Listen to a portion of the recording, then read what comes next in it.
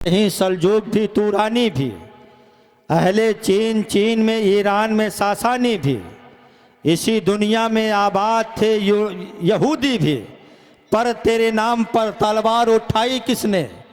बात जो बिगड़ी थी वो बनाई किसने? थी हमें एक मार के याराओं में, खुशकियों में लड़ते कभी दरियाओं में, दी आसाने कभी यूरोप के कलीसाओं में, कभी अफ्रीका के तपते हुए सहराओं में।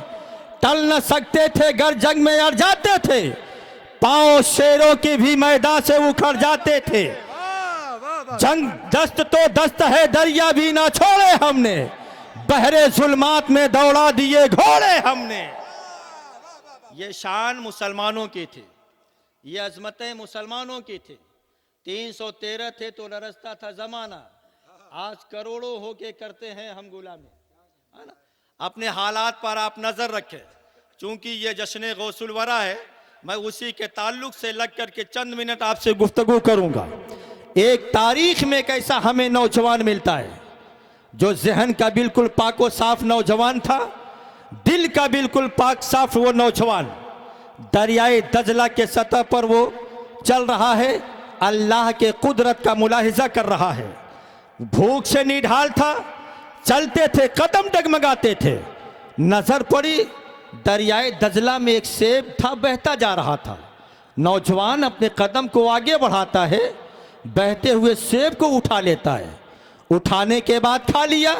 अब उसको ये ख्याल आया कि मुझे मरना है, इंतकाल होना है, मैदान महशर में नफ्सी नफ्सी का आलम होगा।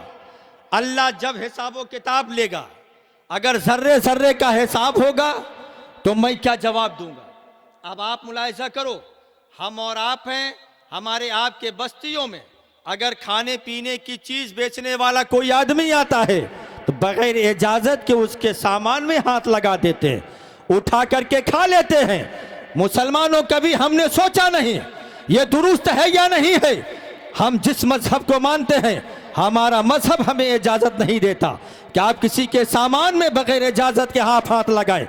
अब वो देखे, वो नौजवान है, खाने के बाद उसको ख्याल आया कल अल्लाह हमसे पूछेगा, हम क्या जवाब देंगे, क्या जवाब देंगे जब जर्रे जर्रे का हिसाब व किताब होगा।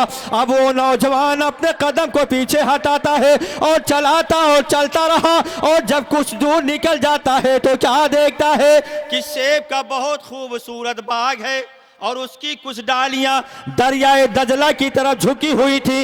वो नौजवान समझ जाता है कि इन्हीं डालियों से टूट करके ये सेब गिरा है जो दरिया में बहता चला जा रहा है।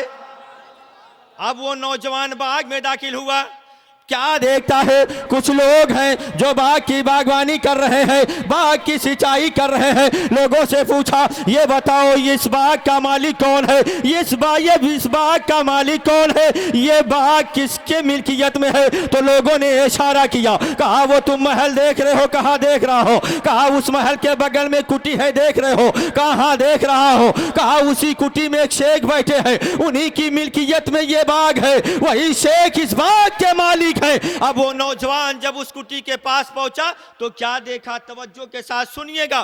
क्या देखा, वो शेख अल्लाह की इबादत कर रहे हैं, सुभान अल्लाह, अल्लाह की नमाज पढ़ रहे हैं, अल्लाह की बंदगी कर रहे हैं। अरे मुसलमानों देखो, वो शेख हैं, अल्लाह वाले हैं, अल्लाह की बंदगी कर रहे हैं, अल्लाह की नमाज पढ़ रहे हैं। अब वो नौजवान खड़ा रहा, इंतजार करता रहा कि शेख अपनी नमाज को पूरी कर ले, अल्लाह की बंदगी करे, फिर हम जिस मकसद के तहत आए हैं फिर शेख की बारगाह में अर्ज करें। जब शेख ने नमाज को मुकम्मल कर लिया और जैसे ही सलाम फेरा है तो शेख नौजवान सलाम करता है, अस्सलामु अलैकुम या अस्सलामु अलैकुम या शेख। शेख ने सलाम का जवाब दिया। पूछा नौजवान कैसे आना हुआ। नौजवान बोल पड़ा, या शेख मुझसे बहुत बड़ी खता हो गई है, मुझसे बहुत बड़ी गलती हो गई है, मैं आपसे माफी मांगने आया हूँ, आप मुझे माफ कर दीजिए। शेख ने कहा, बेटा कौन सी खता करके आ रहे हो, कौन सी गलती करके आ रहे हो, पहले बात तो बताओ, तुमसे क्या हो गया है, कौन सी गलती हो गई है जो तुम मेरी बारगाह में आए हो मुझसे माफी मांगने। तो नौजवान ने कहा, या शेख आपके बाग से एक सेब टूट करके दरिया दरियाए दजला में गिरा था, जो बहता चला जा रहा था, मैंने बगैर पूछे खा लिया है, बगैर पूछे मैंने खा लिया है, आप मुझे माफ़ कर दीजिए, मैंने इजाज़त नहीं ली थी। ऐ मुसलमानों देखो वो दिल का कितना साफ सुथरा नौजवान है, वो जहन का कितना पाकीज़ा नौजवान है, जो माफ़ी मांगने शेख की बारगाह में पहुंच गया है। ऐ मुसलमानों यहाँ हमारा आपका क्या हाल है कि सुबह से लेकर शाम तक न जाने कितनी खताएं हो रही है, न जाने कितनी गलतियां हो रही है, गुनाह पे गुनाह होता जा रहा है, हम झूठ पे झूठ बोलते जा रहे हैं, गीबत पे गीबत करते चले जा रहे हैं, मगर हमें आपको एहसास नहीं होता।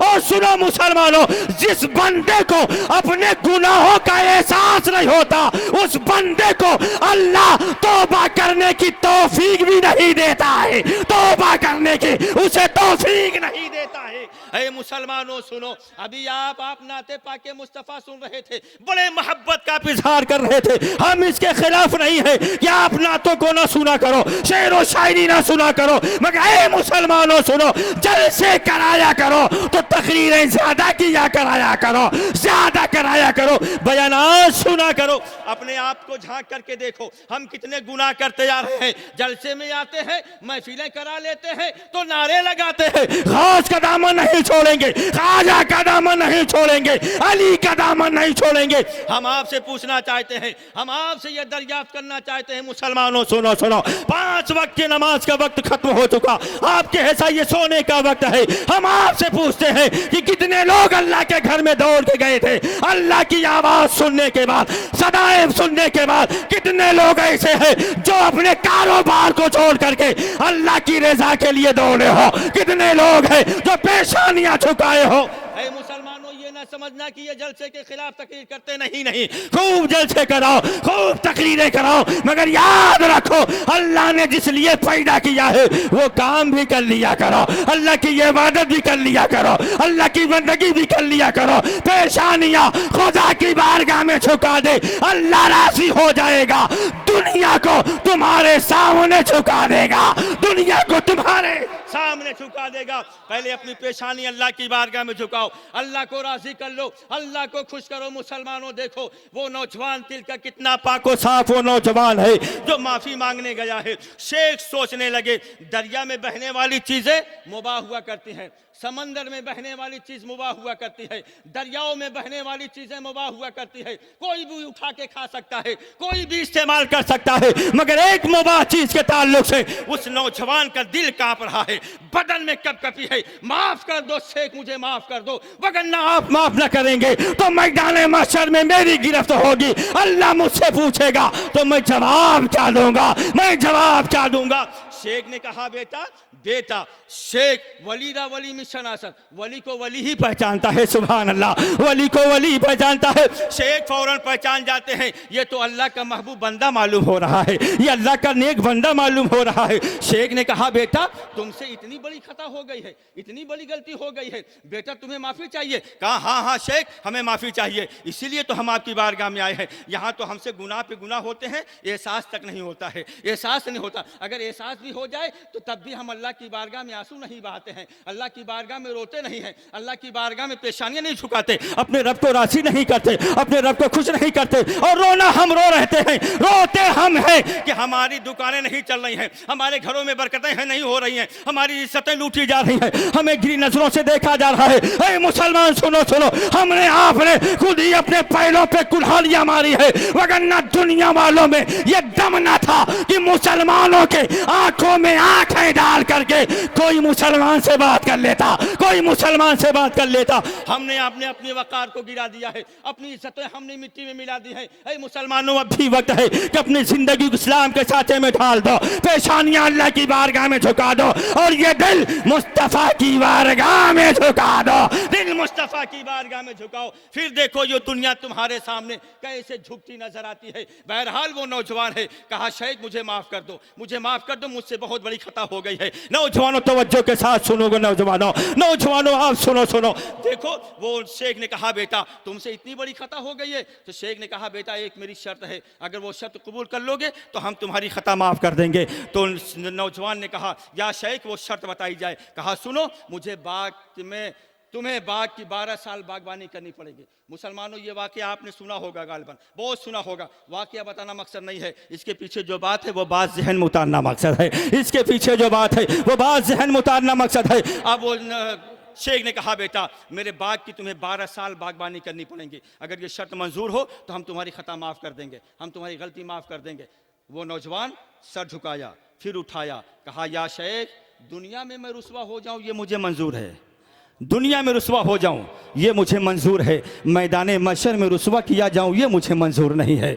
मुझे माफ़ कर दीजिए, मुझे माफ़ कर दीजिए, ये शर्त मुझे मंजूर है। मैं आपके बाग की बागवानी करूंगा, दरख्तों में पानी मैं डालूंगा, मगर मेरी ख़ता माफ़ कर दी जाए, मेरी गलती माफ़ कर दी जाए। मुसलमानों, एहसास करो, सोचो वो नौजवान दिल का कितना साफ नौजवान होगा, जहन का कितना पाकीज़ा वो नौजवान होगा। बाग की बागवानी करने लगा, बाग की बागवानी कर रहा है। 2-4 साल गुजरे थे, शेख बाग के अंदर दाखिल हुए और नौजवान को बुलाया। नौजवान दौड़ करके आया। शेख ने कहा, बेटा दरख्त से फल लेकर के आओ। नौजवान दौड़ा दौड़ा गया, दरख्त से फल लेकर के आया, शेख को दे दिया। शेख ने खाया, उसमें मीठापन कम नहीं, उसमें मीठा नहीं था, वो सेब मीठा नहीं था। कहा दूसरे दरख्त से लेकर आओ, गया दौड़े दौड़े दूसरे दरख्त से लेके आया, दे दिया। शेख ने खाया, उसमें भी मीठापन कम है। शेख ने कहा, बेटा तीसरे दरख्त से लेकर के आओ, गया वो लेकर के आया। शेख ने खाया, उसमें भी मीठापन कम है। शेख ने कहा, बेटा ताज्जुब हो गया, तुम इतने दिन से बाग की बागवानी कर रहे हो, इतने साल हो गए और तुझे ये भी पता नहीं चल सका कि किस दरख्त का फल मीठा है, किस दरख्त का फल मीठा नहीं है। जब शेख ने इतना कहा तो वो नौजवान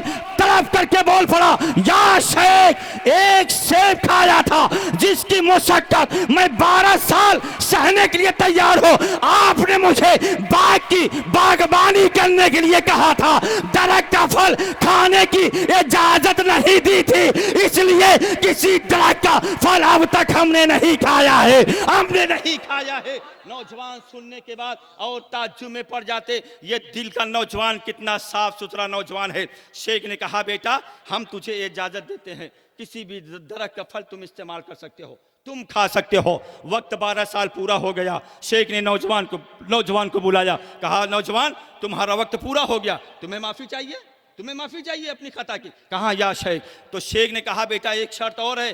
कहा, वो क्या है, बताई जाए। कहा, बेटा मेरे पास एक बेटी है, एक बेटी है जो पैरों से लंगड़ी है, जबान की गूंगी है, बहुत सारे उसके ऐब हैं, आंखों की अंधी, कानों की बहरी, हाथों की लूली। तुम्हें निकाह करना पड़ेगा। सुभान अल्लाह, तुम्हें शादी करनी पड़ेगी। अगर ये शर्त मंजूर हो तो हम तेरी खता माफ़ कर देंगे, हम तेरी गलती माफ़। आज का नौजवान होता तो झटक पटक के न जाने कहाँ तक पहुँच जाता, न जाने कहाँ चला। हालात भी ऐसे बन गए हैं, हमारे आपके घर के लड़के कैसो भी हों, लेकिन जब लोग बहू तलाशने जाते हैं तो खूबसूरत उनको बहू चाहिए, पढ़ी लिखी चाहिए। घर का लड़का पढ़ा हो या ना पढ़ा हो, औंठा छाप है या क्या छाप है, मगर बहू उनको खूबसूरत चाहिए, बहू उनको पढ़ी लिखी चाहिए, उनको BA MA BSc चाहिए, B.Ed उनको लड़की चाहिए। मुसलमानों, ये ना समझ लेना कि मौलाना इसके खिलाफ तकरीर कर रहे हैं, नहीं नहीं, खूब तलाशो, खूब पढ़ी लिखी तलाशो। मगर प्यारे सुनो, मैं मिंबर से ये पैगाम देना चाह रहा हूँ, पढ़ी लिखी लड़कियां खूब लाओ, घर की बहू बना लो, एतराज नहीं है। मगर मैं बताना ये चाह रहा हूँ, जहां तुम पढ़ी लिखी हिसाब से BA और MA तलाशते हो, उससे पहले उससे पूछ लिया करो, ये बताओ तुम्हारी बेटी नमाज की पाबंद है कि नहीं है, ये बताओ तुम्हारी बेटी घर में कुरान पढ़ती है कि नहीं पढ़ती है, नमाज पढ़ती है कि नहीं, रोजा रखती है कि नहीं, माँ बाप की खिदमत करती है कि नहीं करती है। पहले ये पता लगा लिया करो, ये पूछ लिया करो, ये पूछ लिया करो नौजवानों।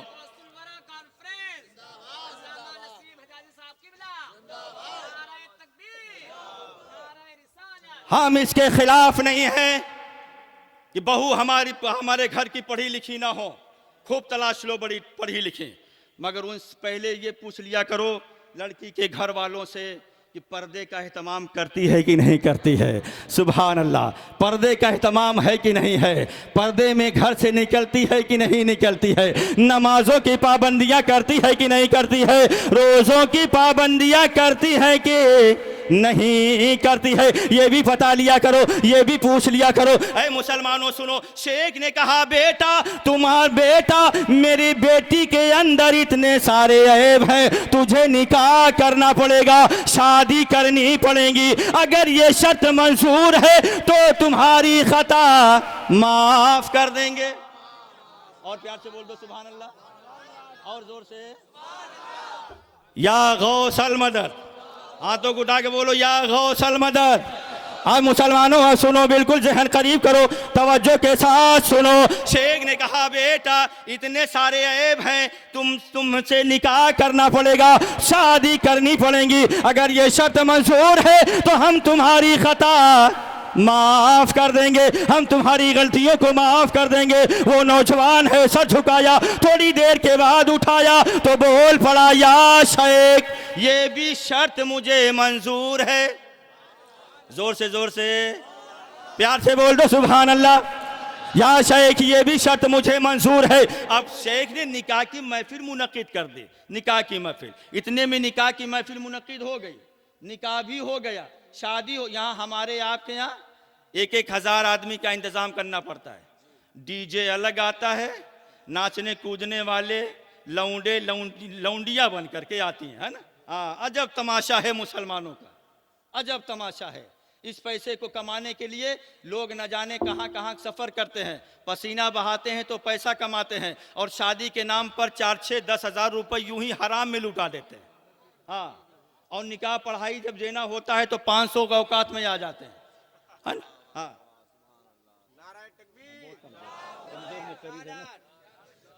है ना। हाँ, और महर की जब बात आती है तो कहते हैं लड़कवा कुछ कमाता ही नहीं है। हाँ, 1100 रख लो मौलाना साहब, 786 रुपया। हाँ, शर्म नहीं आती है। लड़कवा जब इस लायक नहीं था तो शादी का ही करने चले गए भाई। उलमा बैठे हैं, जिम्मेदारी के साथ बोल रहा हूँ। जब लड़का कमाने के लायक उस लायक है ही नहीं था, महर देने के लायक जब नहीं है तो अपनी बीवी को जिंदगी भर खिलाएगा कैसे, है ना। और निकाह में क्या होता है, इतने महर के एवज में एलावा नानो नफका, यानी पूरी रोटी कपड़ा मकान रहने सहने के सारी जिम्मेदारी तुम्हारी है, तुम्हारे अक्ल में दे रहे हैं। तो लड़का लोगों के दरमियान बोलता हाँ कबूल है, और महर देने के लायक हैसियत नहीं है, है ना। हाँ, निकाह पढ़वही तो छोड़िए, वो तो 500-1000 रुपये में अपनी औकात वो दिखा देते हैं सब। और हराम कामों में डीजे बजवाने में 10,000 रुपये खर्च कर देते हैं। और बाराती मत पूछो, लड़की वाला हाथ जोड़ता भैया कम आओ, ताकि हम इज्जत कहें, हम किसको छोड़ें किसको ना छोड़ें। 300 आएंगे बाराती, हद हो गई यार, 300 बाराती जा रहे हो लड़की के घर, है ना। किस शरीयत में लिखा है, कहाँ लिखा है यार। निकाह करो, 10-20 आदमी चले जाओ, निकाह करके आओ। और अगर अल्लाह ने पैसा दिया है तो घर पर हजारों का इंतजाम कर लो, हजारों का इंतजाम कर लो। अच्छे VIP इंतजाम करो, मुर्ग मुसल्लम बनाओ, यहाँ खिलाओ ना अपने मेहमानों को लड़की के घर ले जा करके। हाँ, हमारे मेहमानों की खूब इज्जत कीजिएगा, हमारी इज्जत का ख्याल रखिए। दूसरे की रोटी बोटी पर अपनी इज्जत बनाने गए हो, ये मुसलमानों का हाल हो गया। बहरहाल बात दूसरी तरफ चली जा रही है मुसलमानों, मगर बात सच है कड़वी है, सच है मगर कड़वी है। इस पर गौर किया जाए सारे लोगों को मिलकर के। समाज के बड़े बुजुर्गों की जरूरत है कि इस पर मंथन किया जाए, इस पर भी एक मीटिंग की जाए, इस पर भी एक कमेटी बनाई जाए कि कम लोग बारात में जाया करें। लड़की के घर वाले पर, लड़की के बाप पर बोझ न बना जाए कि वो मेहमानों के खातिर दूसरों से कर्ज लेना पड़े, सूद का कर्ज लेकर के लोगों को खैर खाई करें, मेहमान नवाजी करें। ये इस्लाम में बिल्कुल जायज नहीं है, बिल्कुल जायज नहीं है, बंद कर दिया जाए। बहरहाल शेख ने निकाह की महफिल मुनक्किद कर दी, निकाह कर दिया, निकाह हो गया, शादी हो गई। अब शेख ने कहा बेटा, अब सुनो तवज्जो के साथ। शेख ने कहा बेटा अब इस महल के मालिक तुम हो गए हो। सुभान अल्लाह। हाँ, निकाह के बाद कहा बेटा अब इस महल के मालिक तुम हो गए हो, और ये बाग तुम्हारी मिल्कियत में है, इस बाग के भी तुम मालिक हो गए। और ऐ बेटा सुनो, इस महल में मेरी बेटी के अलावा और कोई खातून नहीं है। मेरी बेटी के अलावा और कोई औरत अंदर नहीं है। अब वो नौजवान पहुंचा, कमरे में दाखिल हो गया। वो मुकद्दस खातून अपने शौहर का अदब बजा लाने के लिए, अपने पति का अदब बजा लाने के लिए जब वो कमरे में दाखिल होती है, जैसे ही नौजवान की नजर पड़ी एक नजर नीची हो गई, सर झुका लिया, दिल में सोचने लगा, शेख ने तो निकाह के वक्त बताया था मेरी बेटी पैरों से लंगड़ी है, शेख ने बताया था हाथों की लूली है, शेख ने कहा था अंधों की आंखों की अंधी है, कानों की बहरी है, हाथ की लूली है, मगर ये तो मुकद्दस खातून बड़ी खूबसूरत है, पैरों से चल के आ रही है, आंख से देख भी रही है, प्यार से बोल दे यार सुभान अल्लाह, आंख से देख भी रही है, ज़बान से बोल भी रही है, कानों से सुन भी रही है। अब वो नौजवान फौरन कमरे से बाहर निकल आया, शेख की बारगाह में पहुंचा। शेख ने पूछा, बेटा अब कैसे आना हुआ, अब क्यों आए, अब किस लिए आए, क्यों आए? कहा, या शेख, निकाह के वक्त तो आपने बताया था मेरी बेटी पैरों से लंगड़ी है, मेरी बेटी ज़बान की गूंगी है, मैंने तो इसका बरअक्स देखा है, आपकी बेटी तो पैरों से चल के आ रही है, आपकी बेटी तो देख भी रही है, कानों से सुन भी रही है, आंखों से देख भी रही है। शेख ने कहा, बेटा मेरे कहने की वजह तुमने समझा ही नहीं, जो मैंने ये कहा था कि मेरी बेटी पैरों से लंगड़ी है, बात यह है कि मेरी बेटी ने आज तक शरीयत के खिलाफ अपने कदम को उठाया नहीं है, इसलिए कदमों की लंगड़ी है। मेरी बेटी ने शरीयत के खिलाफ कुछ बोला नहीं, वो ज़बान की गूंगी है, मेरी बेटी ने शरीयत के खिलाफ कुछ देखा नहीं है, इसलिए आंखों की अंधी है, मेरी बेटी ने शरीयत के खिलाफ हाथों से कुछ उठाया नहीं है, इसलिए हाथों की लूली है। उस शेख का नाम हजरत अब्दुल्ला सुमई है, उस नौजवान का नाम हजरत सालेह दो जंगी है, उस मुकद्दस खातून का नाम फातिमा उम्मुल खैर है।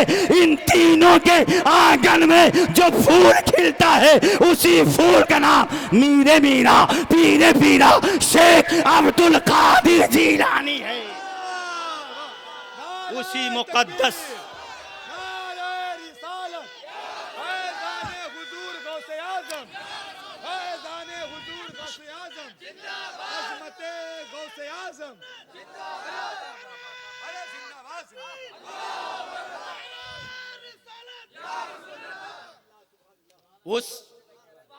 उस नौजवान का नाम सालेह दो जंगी है, उस शेख का नाम है अब्दुल्ला सुमई है।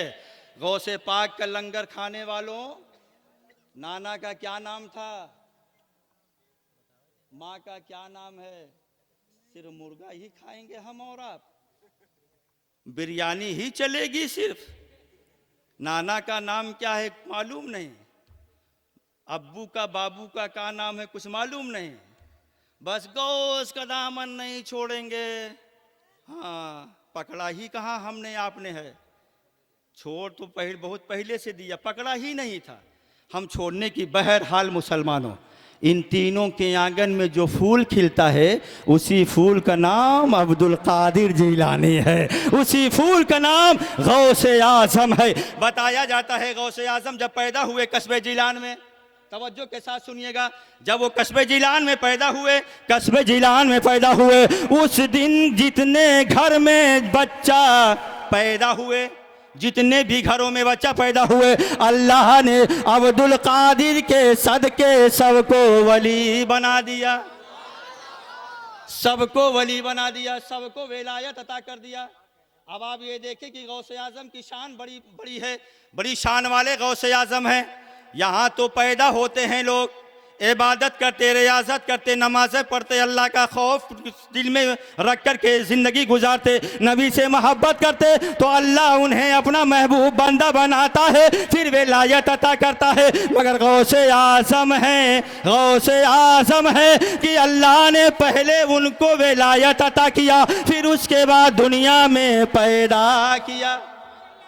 ये गौसे आज़म की शान है, वली उनको पहले बनाया फिर दुनिया में पैदा किया। नबी हमारी शान वाले कि नबी को नबी पहले बनाया फिर दुनिया में बाद में पैदा किया, और ऐसे ही गौसे आज़म को विलायत पहले अता किया, फिर पैदा उन्हें बाद में किया।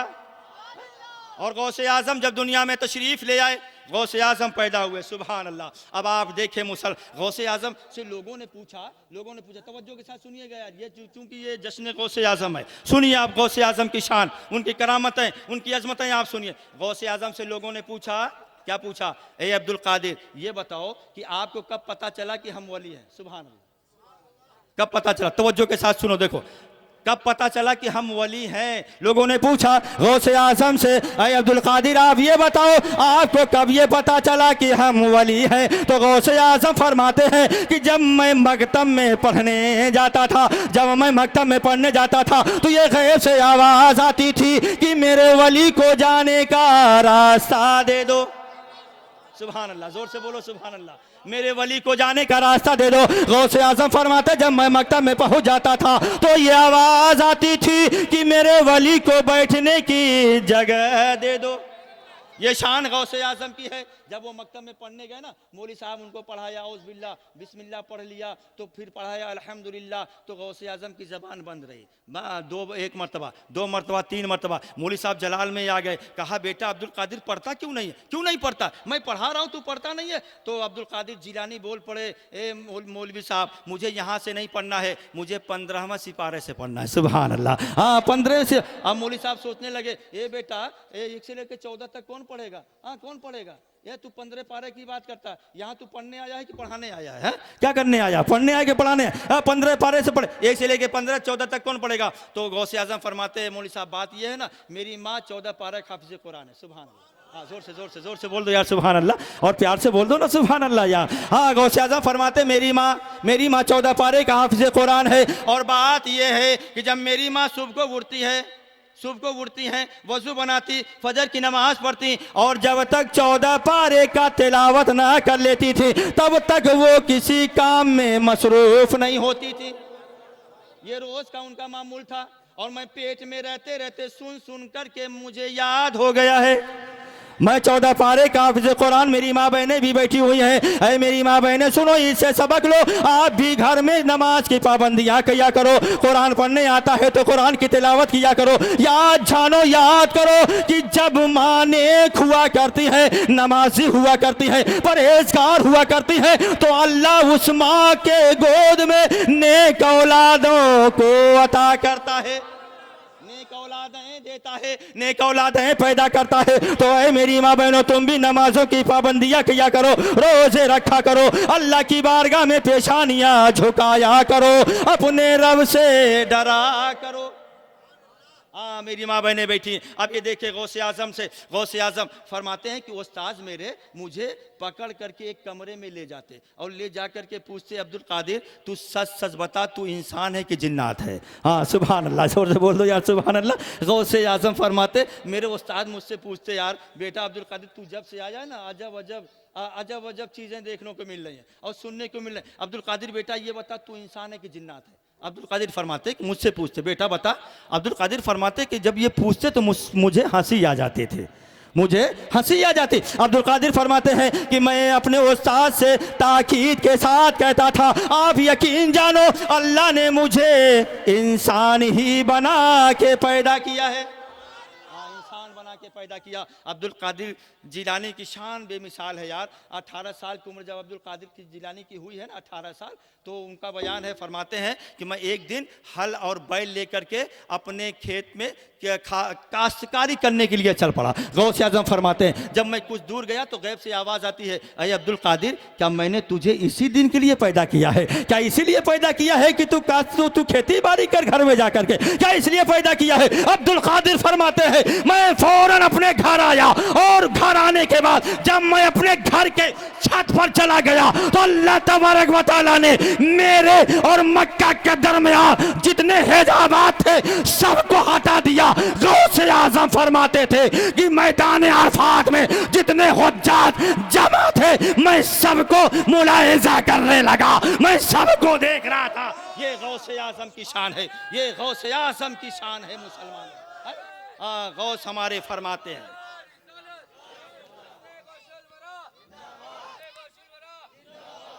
ये गौसे आजम की शान है। मुसलमानों, बच्चा जैसा भी हो मगर माँ बाप के नज़र में लाल ही होता है ना?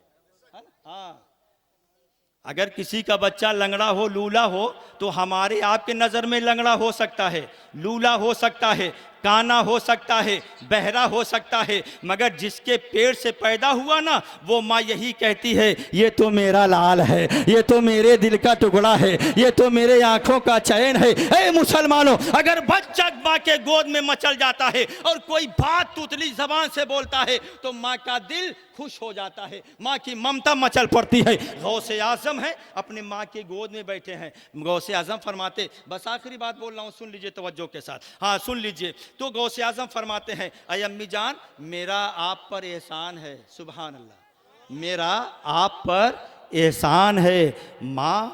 माँ तड़प जाती हैं, कहा बेटा तेरा एहसान मुझ पर? कहा हाँ हाँ अम्मी जान, मेरा एहसान आप पर है। कहा वो कौन सा एहसान है बेटा, किस एहसान की बात तू कर रहा है? गौसे आजम फरमाते हैं, अरे माँ सुनो सुनो, एक दिन ऐसा हुआ था, एक भिखारी दरवाजे पर आया था आपसे भीख मांगने, हुआ था कि नहीं? कहा हाँ हाँ बेटा याद आ रहा, एक भिखारी आया था दरवाजे पर, भीख मांग रहा था, और जब मैं भीख उसको देने गई तो मेरे हाथ में सोने का कंगन था, शायद कि उसकी वजह से उसका दिल है, उसका जहन बिगड़ जाता है, उसका जहन बिगड़ जाता है, और वो कमरे में दाखिल हो जाता है वो सोने का कंगन हासिल करने के लिए, और मेरी तरफ बढ़ता है। मैं भाग करके कमरे में चली गई थी। अम्मी जान ऐसा आप की थी ना, आप भाग करके कमरे में चली गई? कहा हाँ हाँ बेटा मैं चली गई थी। कहा वो डाकू आपको तलाश रहा था? कहा हाँ बेटा, मगर मैं अल्लाह की बारगाह में, कहा आपने अल्लाह की बारगाह में दुआएं की थी? कहा हाँ दुआ की थी। कहा अम्मी जान आपके कमरे में एक शेर नमूदार हुआ था? कहा हाँ हाँ बेटा, एक शेर आया था, उस डाकू को, उस फकीर को, उस भिखारी को चीर फाड़ के रख दिया था। कहा बेटा ऐसा हुआ था। कहा ऐसा हुआ था। अय अम्मी जान वो शेर कहां से आया था? कहा मुझे नहीं मालूम। अब्दुल कादिर फरमाते हैं, अय अम्मी जान वो कोई दूसरा कोई नहीं, वो आपका बेटा अब्दुल कादिर ही था, आपका बेटा अब्दुल कादिर था जो आपकी हिफाजत करने आया था। तो मुसलमानों,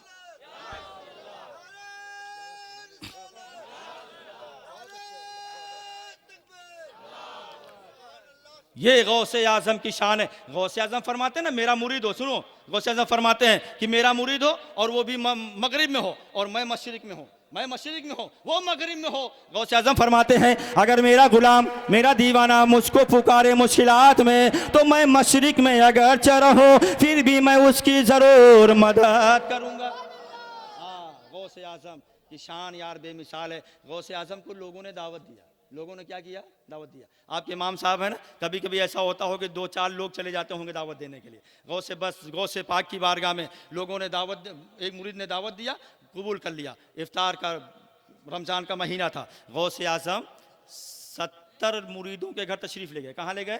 70 मुरीदों के घर तशरीफ़ ले गए, मगर सब जानते थे कि हमारी बारगाह में आए हैं, हमारे घर आए हैं, सबको ये मालूम था हमारे घर आए। अब जब लोग सुबह को इकट्ठा होने लगे तो लोग बयान कर रहे हैं, कह रहे हैं यार मैं तो मुकद्दर का धनी हूँ, अब्दुल कादिर जिलानी मेरे घर आए थे, बड़े पीर मेरे घर मेरी दावत कबूल करके मेरे घर आए थे। अब इस तरह से लोगों की तादाद बढ़ती गई, 70 लोग हो गए, आपस में बहस करने लगे। तो लोगों ने कहा यार ये फैसला हम ना कर सकेंगे, चलो बड़े पीर ही की बारगाह में चलते हैं, सुभान अल्लाह, चलो उन्हीं की बारगाह में चलते हैं। तो लोग जब पहुँचे तो एक ने कहा हुजूर आप मेरे घर आए थे ना? कहा हाँ हाँ तुम्हारे घर गया था। दूसरे ने कहा हुजूर मेरे घर आए थे। कहा मेरे घर। इस तरह से सभी ने कहा। गौसे आज़म ने फरमाया हाँ हाँ मैं तुम्हारे घर गया था, तुम सबके घर। तो लोगों ने कहा हुजूर ये सब कैसे हो सकता है, ये सब कैसे? गौसे आज़म हैं, वज़ू बना रहे थे, लोट बचे हुए पानी को जब आसमान की तरफ उछाला ना तो एक दरख्त था, और जब लोगों ने सर ऊंचा किया तो क्या देखा? दरख्त के हर पत्ते पर गौसे आज़म नज़र आ रहे हैं, दरख्त के हर पत्ते पर गौसे आज़म नज़र आ रहे हैं। बस लोगों को सवाल का जवाब मिल गया कि जब गौसे आज़म दरख्त के हर पत्ते पर नज़र आ सकते हैं तो हर गुलामों के घर भी जा सकते हैं, हर घर के गुलामों के घर वो तशरीफ़ ले जा सकते हैं। तो मुसलमानों, गौसे आज़म से खूब मोहब्बत करो, उनसे मदद की भीख मांगो, ज़रूर गौसे आज़म हमारी आपकी मदद करेंगे, हमारी आपकी मदद करेंगे, फरियाद को पहुँचेंगे। शर्त यह है कि हम सच्चे पक्के गौस के गुलाम बन जाएं, सच्चे पक्के गौस के दीवाने बन जाएं। हम जहाँ उनकी करामतें सुनते हैं ना, यही गौसे आज़म है। गौसे आज़म है इराक़ के जंगलात में 1-2 साल नहीं 25 साल तक जंगल के दरख्तों के पत्ते खा करके वक्त गुजारा है।